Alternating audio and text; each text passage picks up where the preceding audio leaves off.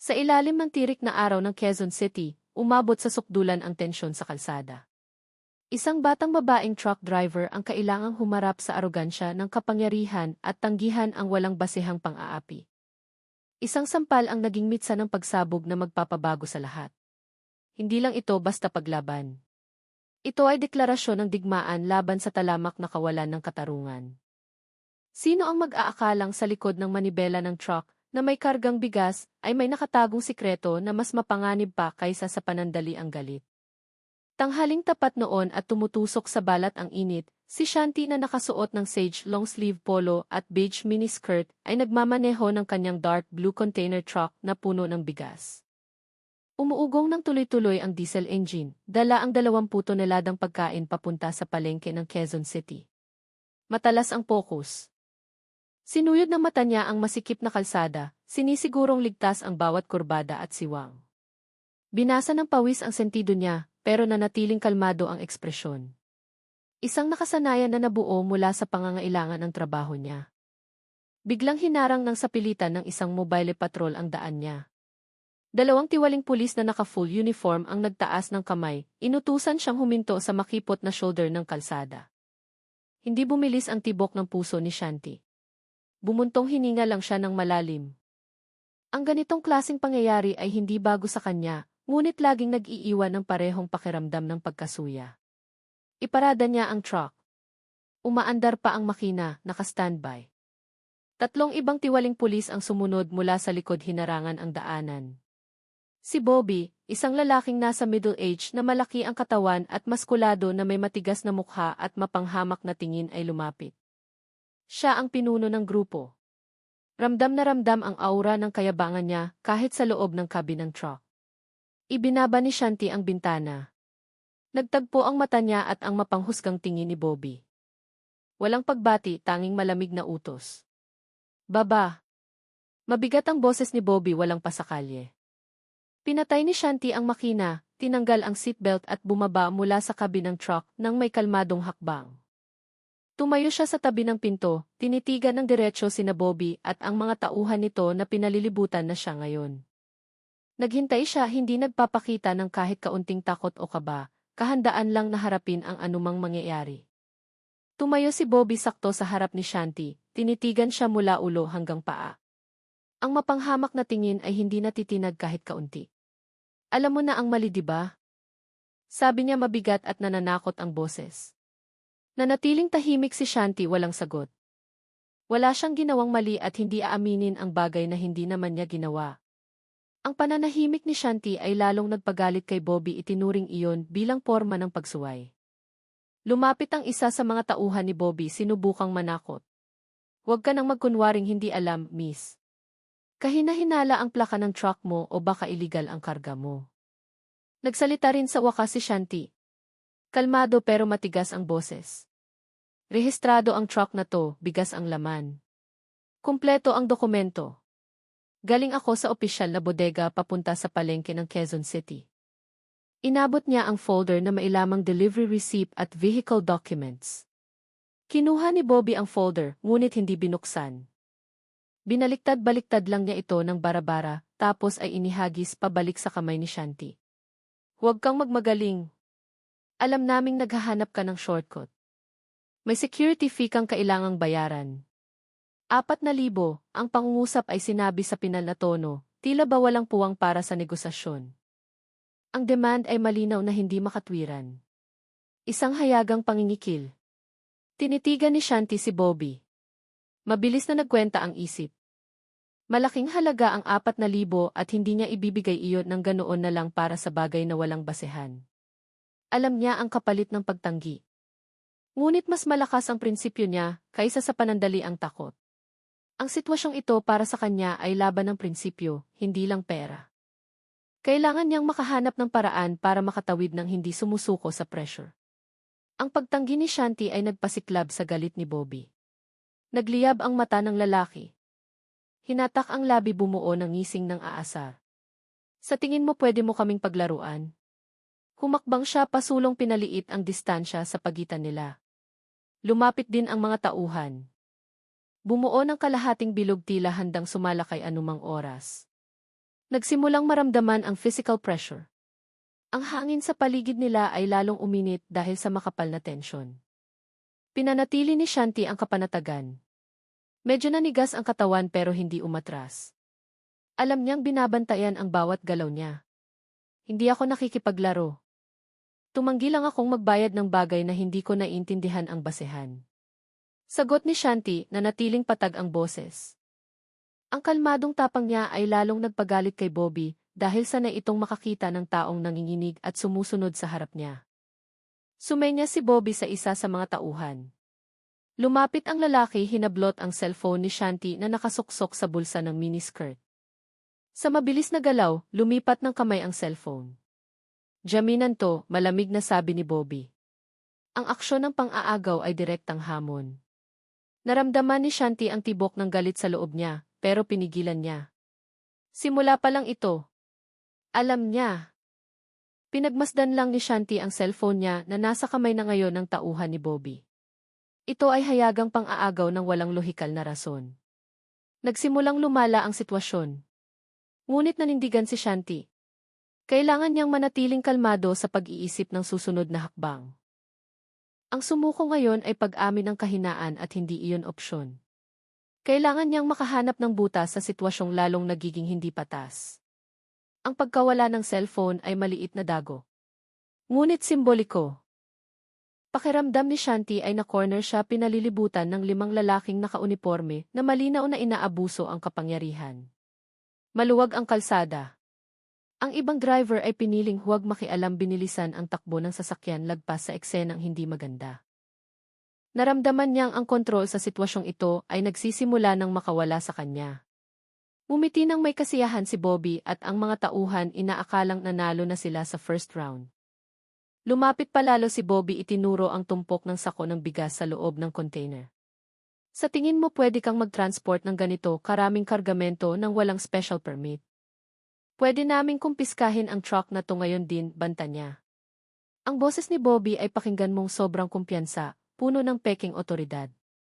Alam ni Shanti na hungkag ang banta, pero alam din niya kung gaano kadali para sa kanila na baliktarin ang katotohanan para sa sariling interes. Tinitigan ni Shanti si Bobby ng matalim na tingin.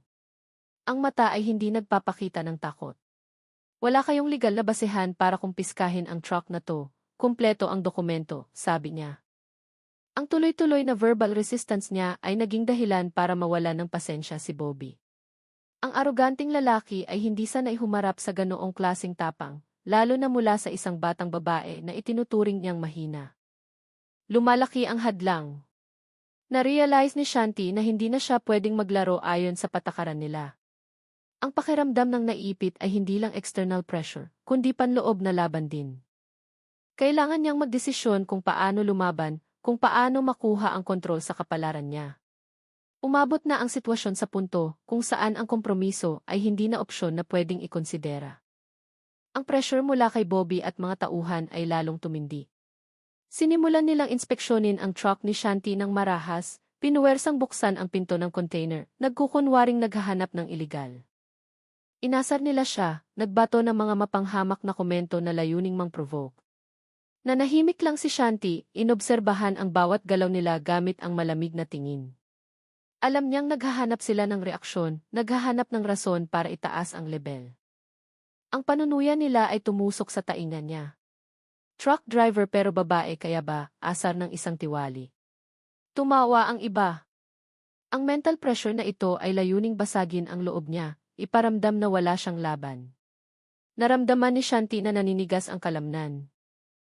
Ang bawat piraso ng masakit na salita ay gumigising ng kung ano sa loob niya. Hindi na lang ito tungkol sa pera, tungkol na ito sa dangal. Ang cellphone niyang inagaw ay hawak na ngayon ng isang tiwali. Na nagsisimula ng kalikutin, nagkukunwaring tinitignan ang laman.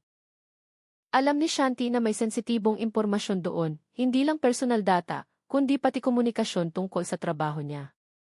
Ito ay invasion of privacy, isang paglabag na hindi mapapatawad. Ang bawat kilos nila ay lalong umuukit ng malalim na galit sa puso ni Shanti. Naramdaman ni Shanti na tumataas ang temperatura ng katawan. Mas masakit ang mental violence kaysa sa physical threat. Inimagine niya ang worst case scenario, pero hindi hinayaang sakupin siya ng imahinasyong iyon. Sa halip, isinalin niya ang negative energy na iyon para maging mas matalim na focus. Ang kapalit ng galit niya ay magiging napakalaki, pero ang pagdurusang nararamdaman niya ngayon ay nagbibigay ng malakas na rason para kumilos. Humakbang si Bobby sa pagitan ni Shanti at ng truck hinarangan ang paningin niya. Nag-cross arm sa dibdib, ibinuka ang malapad na dibdib. Makinig ka, miss, kami ay mga opisyal. Ikaw ay driver lang. Huwag mong subukang labanan ang kapangyarihan, sabi niya sa mayabang na tono. Tinitigan niya si Shanti ng tinging ng hahamak, malinaw na itinuturing siyang mas mababa. Iyon ay isang anyo ng public humiliation na hayagan. Nakitawa ang mga tauhan, pinalakas ang impresyon ng intimidasyon na nilikha nila. Alam nilang may ilang residente at tindero na nagsimulang huminto sa malayo. Na-curious sa gulo na nangyayari sa kalsada, gusto ni Bobby na maramdaman ni Shanti ang hiya, gustong ipakita sa lahat na siya ang hari sa kalsadang ito at sinumang lumaban sa kanya ay wawasakin.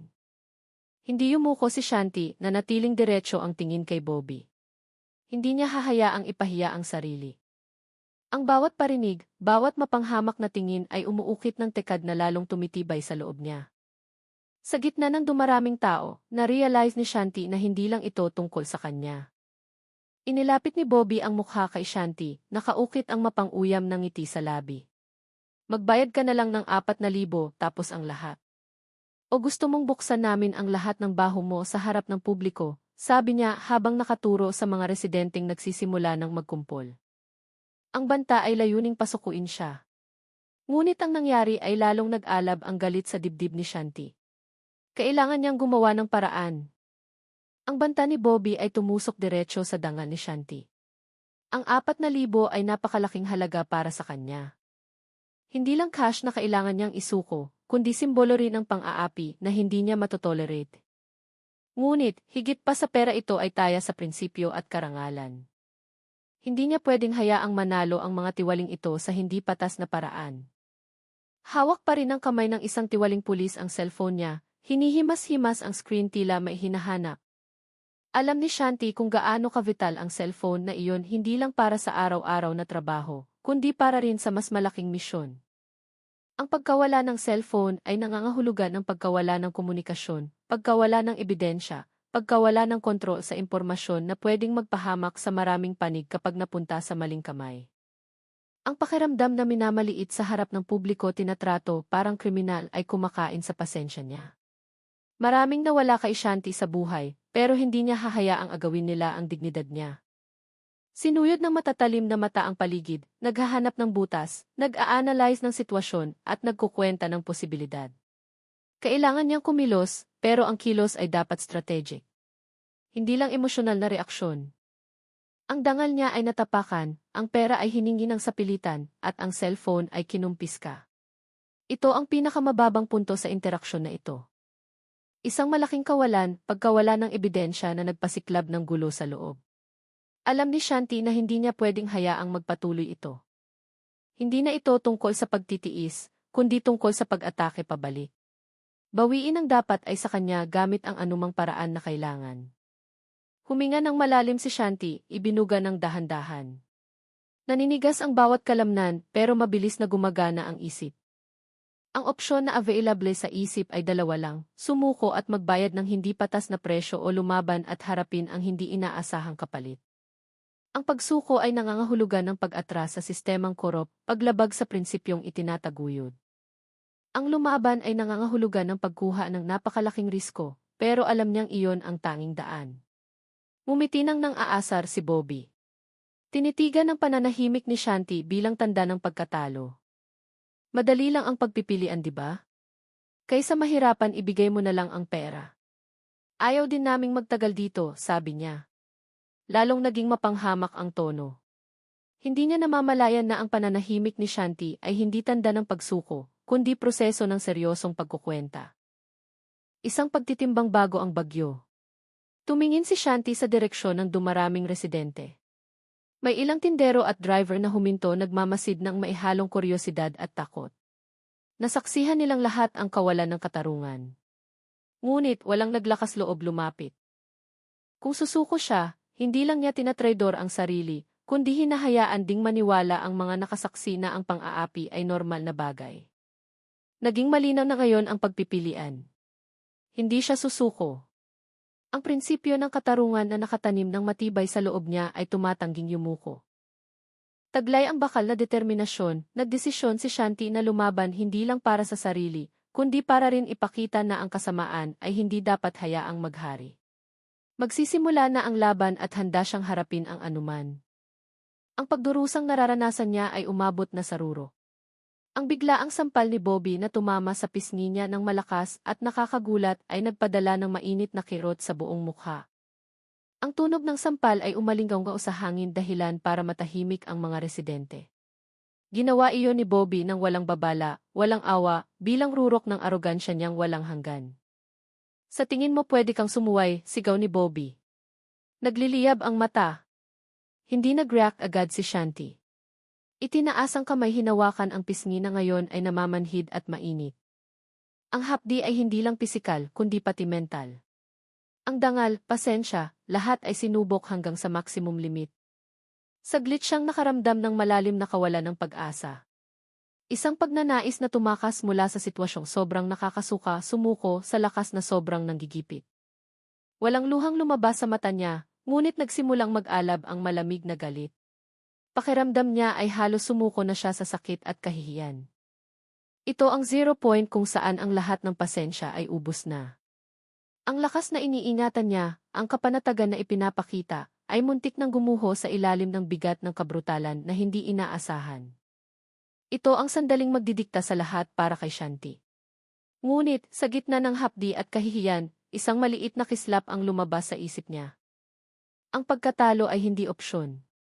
Ang sumuko sa karahasan ay nangangahulugang hinahayaang maramdaman ng mga mapang-api na tama sila. Ang namumulang pisngi ay naging tahimik na saksi ng desisyong gagawin niya. Dumating na ang rurok at ito ang simula ng totoong laban. Masakit nga ang sampal ni Bobby, ngunit ang epekto ay lagpas pa sa pisikal na sakit.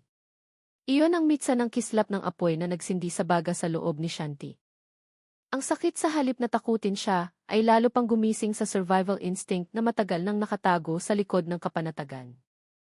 Hindi niya hahayaang sirain siya ng arogansya at peking kapangyarihan. Naging regular ang hininga. Bumalik sa normal ang tibok ng puso.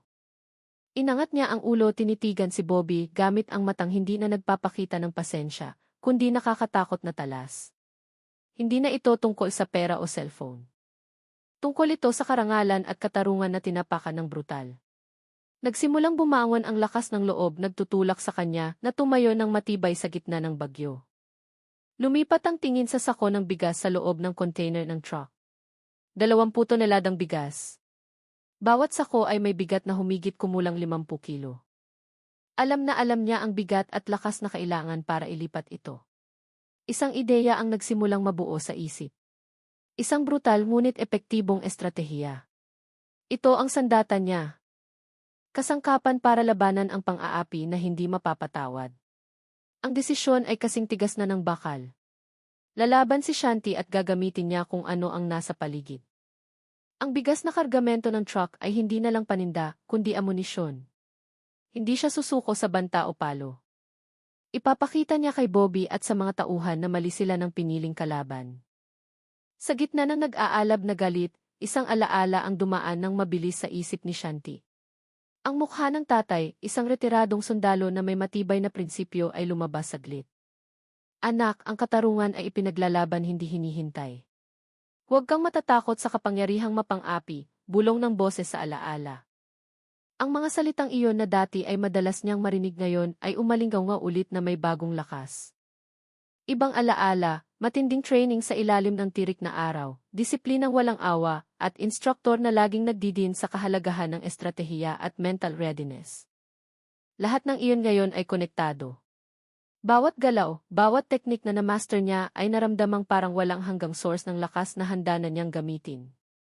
Ang suntok ni Bobby ay nagbukas ng gate ng nakatagong inner strength. Naalala niya ang mga prinsipyong itinuro, bilis, presisyon, at paggamit ng paligid. Mas malaki ang kalaban, mas marami, pero si Shanti ay mailamang sa analysis at strategy. Ang panandaliang kapanatagan ay napalitan ng malamig na focus. Bawat cell ng utak ay nagdidisenyo ng pinaka-epektibong senaryo ng paglaban. Ang pagdurusa ay naging pataba sa katapangan. Gamit ang matang nagliliyab ng matalim, tinitigan ni Shanti si Bobby at ang mga tauhan isa-isa. Hindi siya aatras. Ang inner strength na ngayon ay umaapaw ay nagbigay ng buong kumpiyansa. Hindi lang ito pisikal na laban, ito ay moral na laban. At hindi niya hahayaang manalo ang kawalan ng katarungan. Handa siya sa anumang kahihinatnan. Dahil para sa kanya ang labang ito ay ang lahat. Pagkatapos ng sampal ni Bobby, na-realize ni Shanti nang may kasiguraduhan na hindi na siya pwedeng umasa sa kabutihan o katarungan ng mga nasa kapangyarihan sa harap niya. Sila ay mga lobong nagbabalakayong tupa na uhaw sa kapangyarihan at pera. Wala siyang ibang choice kundi magtiwala sa sariling instinto, sa lakas na sinanay niya, at sa talino para makaalis sa sitwasyong ito. Walang kakampi, tanging sarili. Ang isip ay lumipat mula sa pagtitiis tungo sa pag-atake. Na-realize niya na ang paghihintay ng tulong o midyasi ay walang saysay na aksyon. Ang mga residenteng nagkumpol ay nanonood lang masyadong takot para kumilos. Kailangang maging bayani ni Shanti para sa sarili. Kailangang gumawa ng totoong aksyon para tapusin ang pang-aaping ito. Ang paniniwalang iyon ay lumakas pinuno ang bawat sulok ng puso ng bagong tapang. Sinuyod niya ang paligid naghahanap ng paraan para baliktarin ang sitwasyon. Ang container truck na puno ng sako ng bigas ay naging nag-iisang kasangkapan na pwede niyang gamitin. Ang paligid, alikabok ng kalsada, kahit ang init ng araw, lahat ng iyon ay pwedeng maging bahagi ng estratehiya.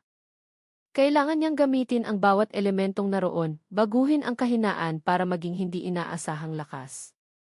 Huminga ng malalim si Shanti, pinalakas ang sarili. Ang pakiramdam ng pag-iisa, dahil kailangang lumaban mag-isa, ay hindi nagpahina ng loob, lalo pang nagpatibay. Siya lang ang makakapagligtas sa sarili at handa siya sa tungkuling iyon. Wala nang pag-aalinlangan, mayroon na lang katiyakan tungkol sa kung ano ang dapat gawin sunod. Naramdaman ang pagbabago ng kalooban ni Shanti. Ang panandaliang takot na naramdaman pagkatapos ng sampal ay naglaho na, napalitan ng alon ng tapang na malamig at planado. Ang mata na dati ay kalmado ngayon ay nagpapalabas ng apoy na hindi nakikita. Isang bakal na resolusyon na handang sunugin ang anumang humarang sa daan. Bawat sel ng katawan ay sumasagot naghahanda para sa laban.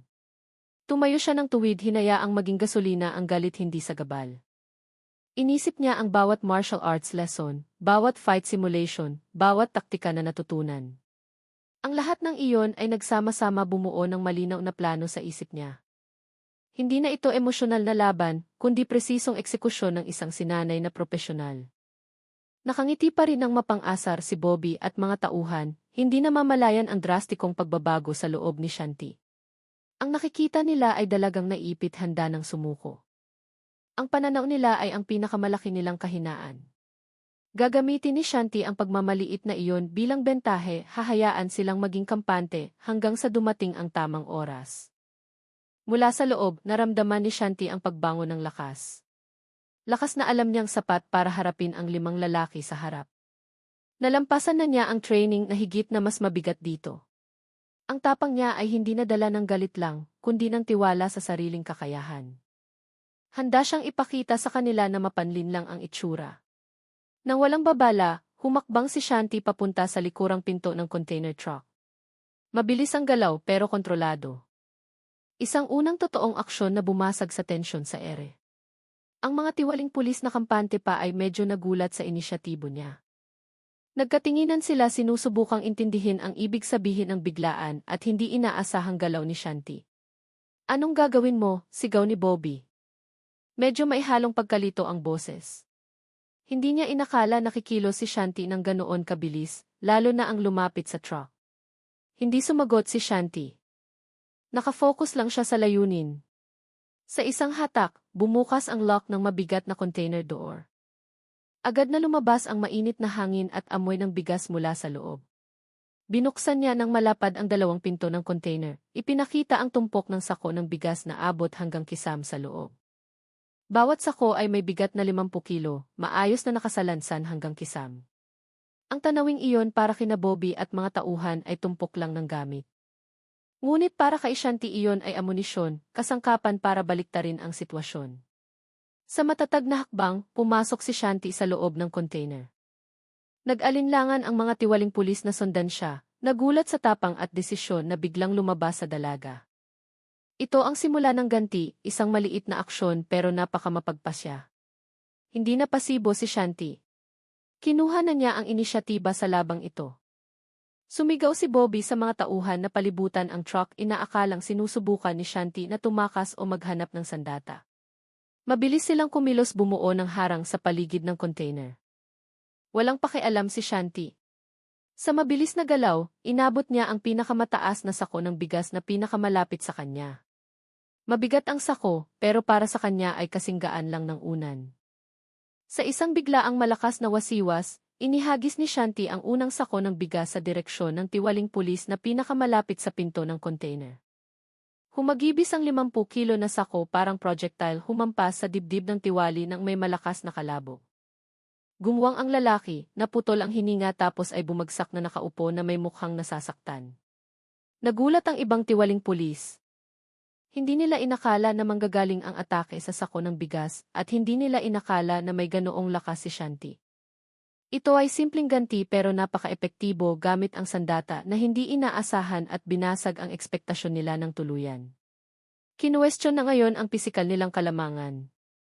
Hindi sila binigyan ni Shanti ng oras para makabawi. Mabilis niyang kinuha ang pangalawang sako tapos ay pangatlo. Isa-isang humagibis ang mga sako ng bigas palabas ng container, naging mapuro na missile na humampas sa katawan ng mga nang-aapi. Agad na nagkagulo sa kalsada, bumasag sa katahimikan ang sigaw ng sakit ng mga tiwaling pulis. Maliit na atake pero mapagpasya. Nagulat ng husto si Bobby sa sakong lumipad at humampas sa dibdib ng tauhan. Ang aroganteng ngisi ay nawala na palitan ng mukha ng hindi paniniwala at galit. Ano to? Sigaw niya, inutusan ang mga tauhan na pumasok at hulihin si Shanti. Ngunit ang iba ay gumedyoang pa, sinusubukang iwasan ang atake ng mga susunod na sako na ipinalipad ni Shanti ng may hindi inaasahang lakas. Hindi nagpakita ng anumang ekspresyon sa mukha si Shanti. Episyente ang galaw, walang emosyon gaya ng sinanay na makina. Alam na alam niya kung saan dapat tamaan ang target. Tuloy-tuloy ang paglipad ng mga sako ng bigas. Ang iba ay tumama sa tiyan, ang iba ay tumama sa paa. Dalawa pang tiwali ang nakahandusay ngayon, umuungol sa sakit, naipit ng mabibigat na sako ng bigas. Akala ni Bobby swerte lang si Shanti o baka nakakuha ng panandali ang lakas mula sa galit. Minaliit niya ang katotohanan na babae si Shanti. Napakakitid ng pananaw niya tungkol sa lakas at kahinaan. Hindi pa siya nakaharap ng taong kayang baliktarin ang sitwasyon sa paraang ganito kabrutal at kaepisyente gamit ang pinakasimpleng kagamitan. Ang mga residente na kanina ay nanonood lang ay naghihiyawan na ngayon. Ang ilan sa kanila ay tumatawa nang makita ang mga tiwaling pulis na natumba dahil sa sako ng bigas. Hindi na sila takot, nagsisimula na silang maaliw. Ang mga kalaban ni Shanti na kanina ay makapangyarihan at nananakot ngayon ay mukhang katawa-tawa at walang laban. Hindi na madaling kontrolin si Shanti. Siya ay hindi inaasahang lakas. Ang isa sa mga tiwaling hindi pa tuluyang natumba ay mukhang inobserbahan ang galaw ni Shanti simula pa lang. Sinubukan niyang abutin ang cellphone ni Shanti na hawak pa rin at i-activate ang speed dial feature sa numero ng superior. Ang intensyon ay tumawag ng tulong i-report ang delikadong sitwasyon bago pa lumala ang lahat. Ngunit masyado siyang mabagal kumilos. Si Bobby na nakakita sa galaw ay sumigaw, "Buwisit, huwag kang kokontak kahit kanino." Nagkaroon ng panandali ang pagdududa sa pagitan ng mga tauhan ni Bobby na nakatayo pa. Dapat ba silang manatiling tapat kay Bobby at sa plano ng pangingikil o dapat nilang i-report ang insidenteng ito sa superior? Ang takot sa konsekwensya ay nagsisimula ng pumasok sa kanila. Gumedjiwang ang katapatan nila. Nagtagumpay din sa wakas ang tiwaling maihawak ng cellphone ni Shanti na pindutin ang call button. Ngunit bago pa kumonekta ang boses, humampas ang isa pang sako ng bigas sa pulso niya ng malakas. Nabitawan ang cellphone sa pagkakahawak, lumipad sa air sandali tapos ay bumagsak sa aspalto ng kalsada, basag at patay. Hindi kumonekta ang tawag. Lalong bumabalot ngayon ang pagkalito at takot sa kanila. Ito ay anyo ng maliit na pagtatraidor mula sa loob ng circle of trust ni Bobby. Kahit hindi sinasadya, ang intensyon na tumawag sa superior ay nagpapakita na hindi lahat ng tauhan ay ganap na sumusuporta sa aksyon ni Bobby.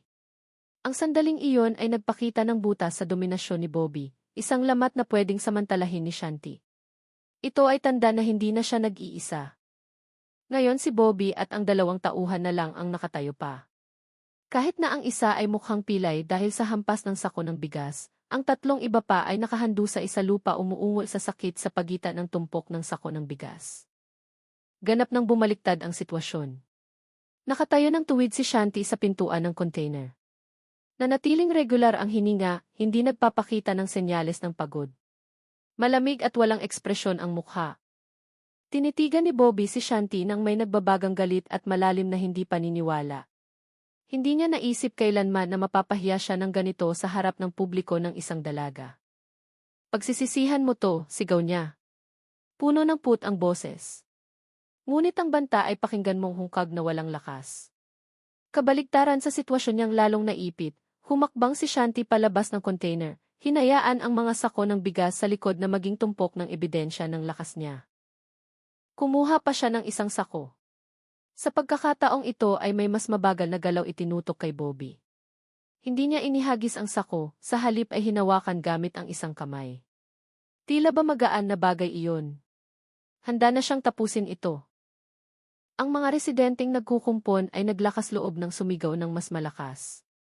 Nagsisimula na silang makaramdam ng seguridad para isatinig ang aksyon ng mga tiwaling pulis. Talagang bumaliktad na ang sitwasyon at hawak na ni Shanti ang estado. Siya ang sentro ng atensyon at ang lakas niya ay nagbago sa dinamika sa kalsada na tirik ang init. Si Bobby na balot pa rin ang galit at ego ay hindi pa ganap na natatakot. Nagpakawala siya ng suntok gamit ang kanang kamay na malakas papunta kay Shanti. Yumuko si Shanti ng maliksi, iniwasan ang suntok na sumablay ng manipis sa itaas ng ulo niya. Malakas nga ang suntok ni Bobby, pero mabagal at madaling hulaan. Hindi na naglalaro si Shanti. Binaliktad na niya ang sitwasyon at ngayon oras na para tapusin ito. Sa bilis na hindi inaasahan, iwinasiwas ni Shanti ang sako ng bigas na hawak pa rin. Hinampas ang tiyan ni Bobby gamit ang buong lakas. Nabilaukan ang malaking lalaki. Lumabas ang hangin sa baga at umatras siya sinubukang tiisin ang sakit. Ngunit hindi siya binigyan ni Shanti ng pagkakataon. Nagpakawala siya ng mababang sipa sa tuhod ni Bobby dahilan para mawalan ito ng balanse. Napaluhod si Bobby. Namula ang mukha dahil sa pagpipigil ng sakit at hiya. Ang dalawang natitirang tauhan ay sinubukang sumugod para tumulong. Ngunit, mabilis na binato ni Shanti ng sako ng bigas ang isa sa kanila dahilan para matisod. Ang isa naman ay hinarap niya gamit ang mabilis at epesyenteng empty hand technique, pinalumpo ang pulso. Ang pisikal na laban na brutal at mabilis ay natapos sa loob ng ilang segundo. Sina Bobby at mga tauhan ay nakahandusay na ngayon sa aspalto walang laban. Nakatayo ng tuwid si Shanti sa gitna ng digmaan. Hindi man lang hinihingal. Tinitigan niya si Bobby na umiingit pa rin handa para gawin ang susunod na hakbang. Ang malaking komprontasyon ay napanalunan niya ng tela. Nilapitan ni Shanti si Bobby na nakahandusay pa rin. Hinawakan ng kamay ang kwelyo ng uniforme ng lalaki at hinila hanggang sa maupo. Puno ng galit na may halong takot ang mata ni Bobby. Sinubukan niyang magpumiglas. Ngunit masyadong malakas ang hawak ni Shanti. Ang mukha niya ngayon ay ilang sentimetro na lang ang layo sa mukha ni Shanti. Naramdaman ang malamig na aura na lumalabas sa dalaga. 4,000, ano ang basehan? Tanong ni Shanti sa mababa pero madiin na boses. Walang galit na umaapaw, tanging matigas na paniningil. Nautal si Bobby sinubukang maghanap ng rason. Yun ay administrative fee, bulong niya. Mahina at nanginginig ang boses. Sinubukan niyang panatilihin ang kasinungalingan pero nilamon na siya ng takot ng tuluyan. Umiling si Shanti. Ang tingin ay tumatago sa maskara ng kasinungalingan. Hindi administration, pangingikil yan. Alam mo yan. Alam yan ng lahat ng nandito, sabi niya sabay sulyap sa direksyon ng umpukan ng mga residente. Ang psychological pressure na ito ay higit na mas epektibo kaysa sa pisikal na suntok. Walang matataguan si Bobby. Ang kabulukan ay nabunyag na sa harap ng lahat ng mata. Sumagot ka ng tapat. Hinihingi mo ang perang to para sa sarili mong kapakinabangan, di ba? Desak ni Shanti. Lalong naging mapilit ang boses. Tumango si Bobby ng maliit sa huli. Nakayuko ang ulo. Hindi na niya maitago ang katotohanan. Nagtagumpay si Shanti na pilitin ang pag-amin na lumabas sa bibig niya, ibunyag ang kabulukan na matagal na niyang itinatago sa likod ng uniforme. Pagkatapos ng maikling pag-amin ni Bobby, hindi siya binitawan ni Shanti. Hinila niya si Bobby patayo, iniikot paharap sa umpukan ng mga residente na ngayon ay nanonood ng buong atensyon. Namula ang mukha ni Bobby, pinipigilan ang hiya at galit na hindi mailabas. Siya ay lalaking makapangyarihan na ngayon ay iniharap sa publiko sa kondisyong nakakahiya at walang laban. Umamin siya, sabi ni Shanti sa umpukan. Malakas at malinaw ang boses. Nanghingi siya ng 4,000 ng walang basehan para lang sa sariling kapakinabangan. Inabuso niya ang otoridad, ginamit ang uniforme para mang-api ng tao. Bawat salitang binibigkas ni Shanti ay matinding dagok sa reputasyon ni Bobby at ng mga tauhan. Ang kabulukan nila ay nabunyag na ng malinaw. Ang mga residenteng kanina ay naghihiyawan lang, ngayon ay nagsisimula ng maglakas loob lumapit. Ang ilan sa kanila ay kumuha ng litrato at video gamit ang cellphone. Ito ay visual evidence na hindi matututulan. Dokumentasyon ng kabrutalan at korupsyon na nangyari sa tanghaling tapat. Nagsimulang marinig ang sigaw ng protesta at pagkondena mula sa umpukan, nagpapatibay sa posisyon ni Shanti. Ang cellphone ni Shanti na basag at nakahandusay sa aspalto ay naging isa pang ebidensya, isang tahimik na saksi ng karahasan na naranasan niya. Ang mga ebidensya ng kabulukan ni Bobby at mga tauhan ay kalat na ngayon sa harap ng mata ng maraming tao. Hindi na maitatanggi. Lumabas na ang katotohanan at walang paraan para ibalik ito. Ang katarungan kahit paano ay nagsisimula ng mahanap ang daan nito. Lalong lumalakas ang sigaw ng mga residente. Hindi na sila takot, napakawalan na ang galit nila sa pang-aabuso sa kapangyarihan. Sibakin, sigaw ng ilan sa kanila. Ipakulong ki, sagot ng iba. Pumanig sila ng buo kay Shanti, ang driver ng truck na dalagang naglakas loob lumaban. Si Shanti ang naging simbolo ng paglaban nila. Isang matandang tindero mula sa gilid ng kalsada ang lumapit, may dalang tray ng malamig na tubig. Iniabot niya ito kay Shanti. Inom ka, Ineng, tama ang ginawa mo, sabi niya na may tingin ng respeto. Ang magandang ugali na iyon ay ang pinakatotoong validation sa ginawa niya. Isang tanda na nagtagumpay siyang makuha ang puso at suporta ng publiko. Ilang ibang truck driver na nakasaksi sa pangyayari ay huminto na rin. Nag-thumbs up sila kay Shanti, nagpapakita ng pakikiisa. Alam na alam nila ang pakiramdam ng perahan ng mga tiwaling gaya ni Bobby. Sa tapang ni Shanti, naramdaman nila ang may kumakatawan, naramdaman na ang boses nila ay narinig na sa wakas sa pamamagitan ng aksyon ng dalaga. Sina Bobby at mga tauhan na nakahandusay pa rin ay naging nakakahiyang palabas na ngayon. Sinubukan nilang itago ang mukha, pero walang mapagtataguan mula sa spotlight ng galit na publiko. Ang publiko o saksi sa lugar ng pangyayari ay aktibong pumanig kay Shanti, binago siya mula sa biktima naging hindi inaasahang bayani. Naglakad si Shanti ilagpas kay Bobby na nakahandusay, hindi pinansin ang pag-ingit sa sakit. Pumunta siya sa kung saan nahulog ang cellphone. Basag na basag ang screen. Ngunit naramdaman niya ang maliit na vibration nung binuksan. Ang data sa loob ay pwede pang ma-access. Ito ay maliit na tagumpay. Ngunit makabuluhan, hindi lang isang bagay, kundi importanteng kasangkapan na nagtagumpay siyang mabawi. Nahanap din niya ang pitaka na akala niya ay nawala. Ang totoo, sa gulo ng karahasan, hindi niya namalaya na nahulog ang pitaka mula sa bulsa. Ang 4,000 na hiningi ni Bobby ay nasa loob pa rin. Ligtas.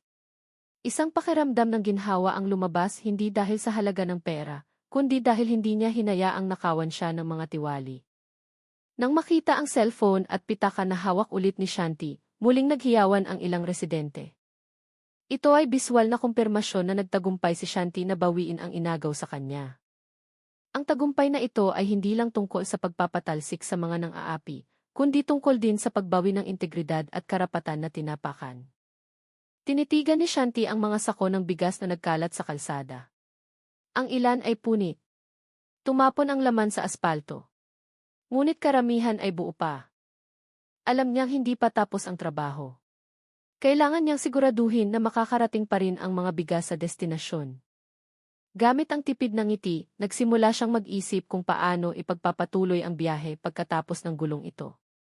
Si Bobby na nakahandusay pa rin ay nakatitig kay Shanti ng tinging puno ng puot.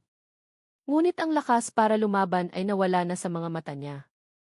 Masakit ang katawan, wasak ang ego, at kaharap na niya ngayon ang katotohanan na talo na siya ng husto sa harap ng publiko. Ang peking kapangyarihan ay gumuho na naging guho. Wala nang natira kahit kaunti sa kayabangan na ipinakita niya noon. Ang mga tauhan na karamihan ay nakahandusay pa rin ay hindi naglakas loob iangat ang ulo. Alam nilang ito ang katapusan ng dominasyon nila. Ang plano nilang pangingikil ay napigilan ng brutal at ngayon hinaharap na nila ang konsekwensya na hindi maiiwasan. Wala na silang lakas para lumaban pa. Tanging takot at hiya na lang ang natitira. Nilapitan ni Shanti si Bobby, tinitigan ng diretsyo. Hindi na kayo tagapagpatupad ng batas. Kriminal na kayo. Malamig niyang sabi, tumutusok ang boses. Ang mga salita ay mas matalim pa kaysa sa anumang suntok na naibigay niya. Iyon ang pinal na deklarasyon ng pagkasira ni Bobby. Isang moral verdict na hindi niya matututulan. Na-corner ang kaaway. Inagaw ang lakas nila. Hindi nakaramdam ng euphoria si Shanti, malamig na kasiyahan lang. Ito ay patas na resulta ng hindi patas na laban. Napatunayan niyang kayang talunin ng katotohanan at katapangan ang kapangyarihang inaabuso. Kahit na kailangang lumaban ng isa sa marami. Hindi nagtagal pagkatapos ng pangyayari, narinig ang sirena ng ibang mobile patrol mula sa malayo. Sa pagkakataong ito, hindi parehong tiwali, kundi totoong patrol unit na dumating bilang tugon sa report ng residente. Dalawang sasakyan ng pulis ang huminto sa lokasyon at ilang opisyal na naka-full uniform ang bumaba na may seryosong mukha. Nakita nila sina Bobby at mga tauhan na nakahandusay sa pagitan ng sako ng bigas.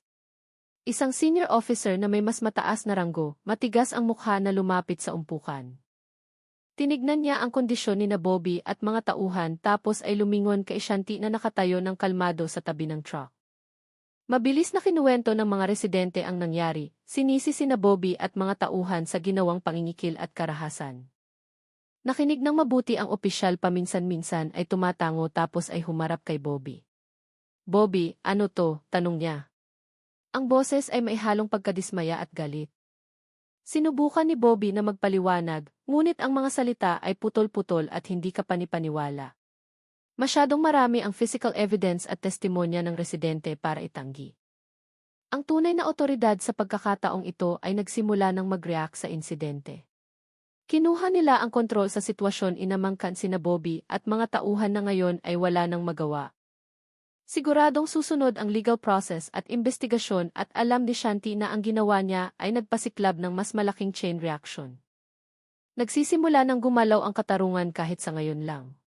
Inutusan ng senior officer ang mga tauhan na pusasan agad sina Bobby at mga tauhan. Binuhat sila mula sa aspalto. Maputla ang mga mukha at puno ng takot sa konsekwensya na kahaharapin. Ang mga cellphone ng residente na nag-record ng pangyayari ay naging ebidensyang hindi matututulan na ibinigay sa opisyal para sa karagdagang investigasyon. Hininga ng detalyadong salaysay si Shanti. Kinuwento niya ang bawat pangyayari ng kalmado at tumpak ng hindi nagdadagdag o nagbabawas. Ang kaliwang pisngi na namumula pa rin ay naging totoong ebidensya ng sampal ni Bobby. Nakinig ng mabuti ang opisyal, itinala ang bawat detalye at paminsan-minsan ay sumusulyap kay Bobby ng may pandidiri. Siguradong isasagawa ang internal investigation at ang seryosong legal consequence ay tatama kina Bobby at mga tauhan. Alam ni Shanti na kailangan niyang maghanda para sa pagpapatawag sa presinto at paglilitis. Ang prosesong ito ay maaaring mahaba at nakakapagod, pero nakaramdam siya ng kasiyahan dahil sa wakas ay maipapatupad ang katarungan kahit man lang sa kasong ito. Tiniyak ng opisyal na ang kasong ito ay ipoproseso ng transparent.